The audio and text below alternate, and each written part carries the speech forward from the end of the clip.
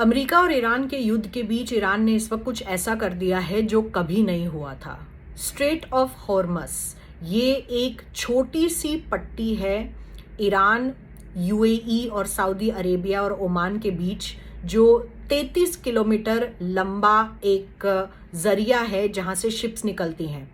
उसे अब ईरान ने पूरी तरीके से ब्लॉकेड कर दिया है और इसके जो लार्ज स्केल इम्पैक्ट हैं वो पूरी दुनिया भर में महसूस किए जाएंगे, क्योंकि ये एक ऐसी महत्वपूर्ण जगह है जहां से दुनिया भर का जो तेल है, जो गैस है, वो सप्लाई की जाती है।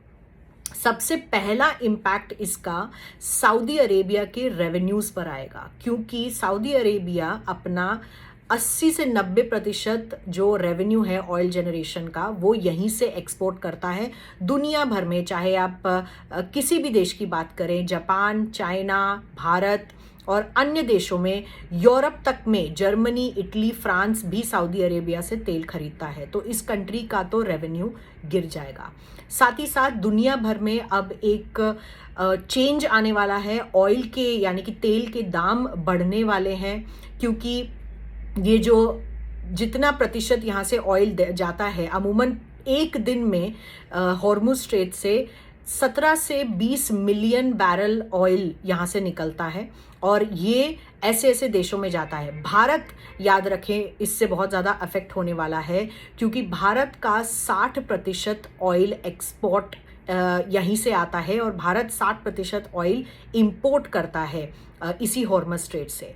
बात करें चाइना की, चाइना में ऑयल इंपोर्ट्स 80 से 90% यहीं से आते हैं और इसी स्ट्रेट से चाइना भी सारा तेल इंपोर्ट करता है। बात करें जापान की, जापान की भी इकोनॉमी तेल पर निर्भर है। इसी स्ट्रेट से, हॉर्मुज स्ट्रेट से कम इनका 80 से 70% तक ऑयल यहीं से इंपोर्ट होता है।